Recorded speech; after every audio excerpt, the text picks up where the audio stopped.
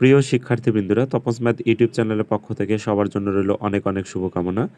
আজকের পর্বটিতে আমরা 24 ও 25 নম্বর অঙ্ক দুটি সমাধান করব। তো দেখো, 24 নম্বর অঙ্কে এখানে বলা আছে, একজন স্কুল ছাত্র প্রতিদিন সাইকেল চালিয়ে 2 ঘন্টায় 10 কিলোমিটার পথ অতিক্রম করে স্কুলে যাওয়া আসা করে, এবং সে 6 দিনে কত কিলোমিটার পথ অতিক্রম করে এবং তার গতিবেগ কত সেটি আমাদের বের করতে বলেছে। অর্থাৎ এখানে দুইটা উত্তর আমাদের কাছে জানতে চেয়েছে। প্রথমটি বলেছে যে সে 6 দিনে কত কিলোমিটার পথ অতিক্রম করবে এবং তার গতিবেগ কত, এটি আমাদের বের করতে বলেছে। তো আমরা এখানে লিখতে পারি, আমরা এখানে লিখতে পারি স্কুল ছাত্রটি একদিন সাইকেল চালিয়ে পথ অতিক্রম করে, একদিন সাইকেল চালিয়ে পথ অতিক্রম করে।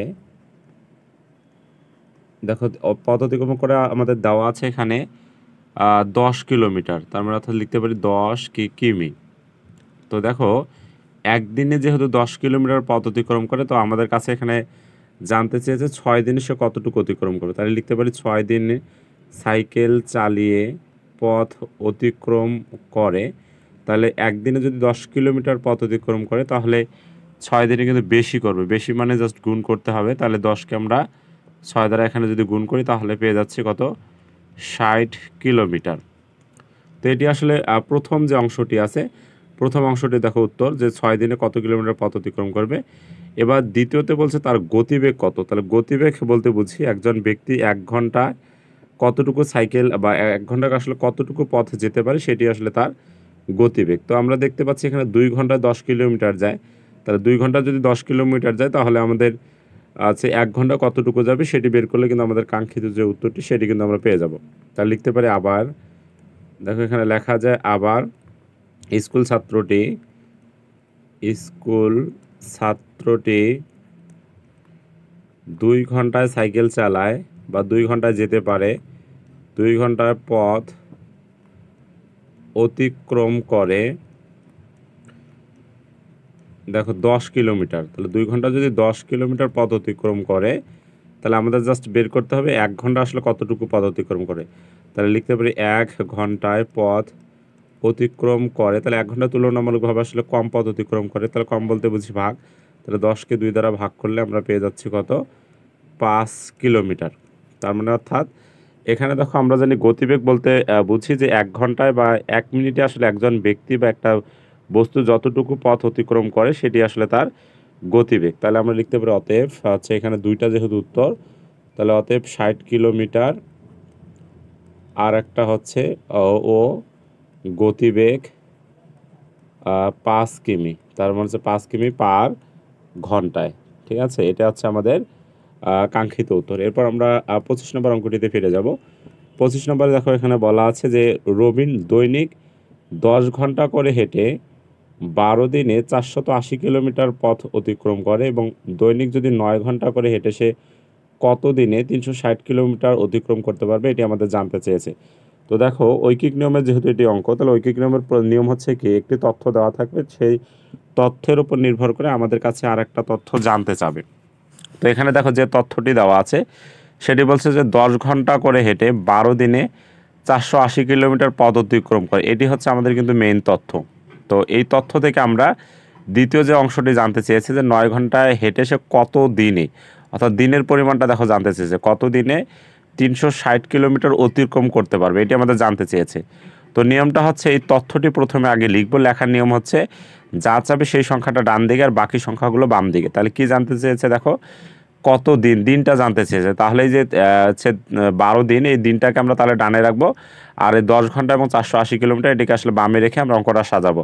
তারপর একের মধ্যে বের করব, এবং যতর মধ্যে বলছে ততর মধ্যে আমরা বের করে আমরা কি উত্তরটি নিয়ে আসার চেষ্টা করব। তাহলে লিখতে পারি, দৈনিক 10 ঘন্টা হেঁটে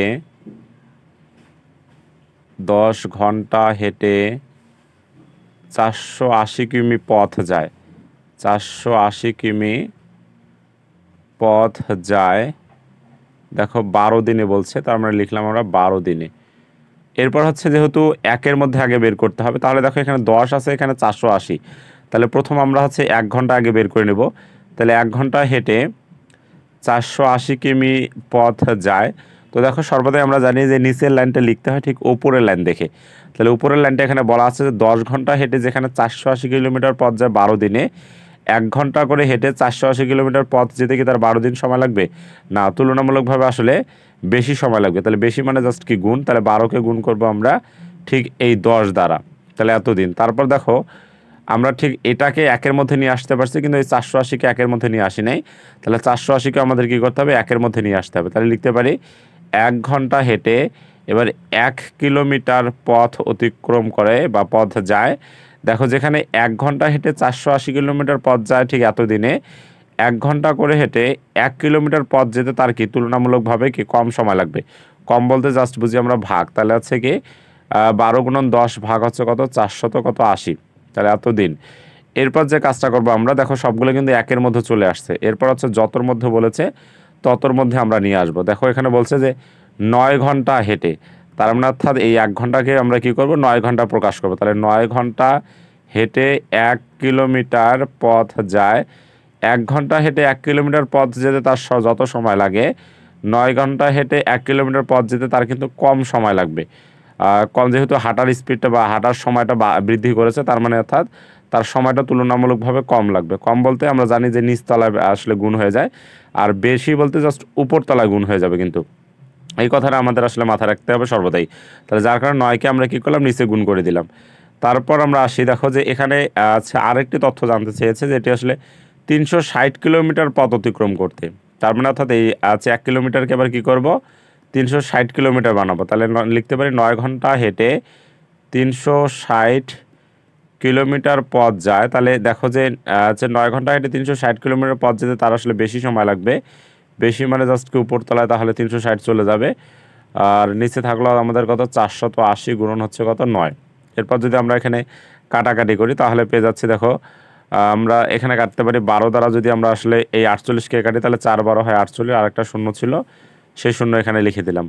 এরপর দেখো এই 40 দ্বারা যদি আমরা 360কে যদি আমরা ভাগ করি তাহলে এই শূন্য শূন্য আগেই বাদ, তাহলে 4 দ্বারা 36কে ভাগ করলে কত হয়ে যাচ্ছে? 9 হয়ে যাচ্ছে। তারপর আমরা এই 9 এবং এই 9 আসলে আমরা কাটতে পারি, তাহলে উপরে শুধুমাত্র থেকে গেল 10। তাহলে লিখতে পারি 10 দিন। এটি আসলে আমাদের কাঙ্ক্ষিত উত্তর। তাহলে লিখতে পারি অতএব 10 দিন সময় লাগবে বা 10 দিন, এটি আসলে আমাদের কাঙ্ক্ষিত উত্তর। তো আজকের পর্বটি আমি এখানে শেষ করতেছি। দেখা হবে পরবর্তী পর্বগুলোতে। যদি ভিডিওগুলো ভালো লেগে থাকে তাহলে চ্যানেলটি সাবস্ক্রাইব করে পাশে থাকো। ধন্যবাদ সবাইকে।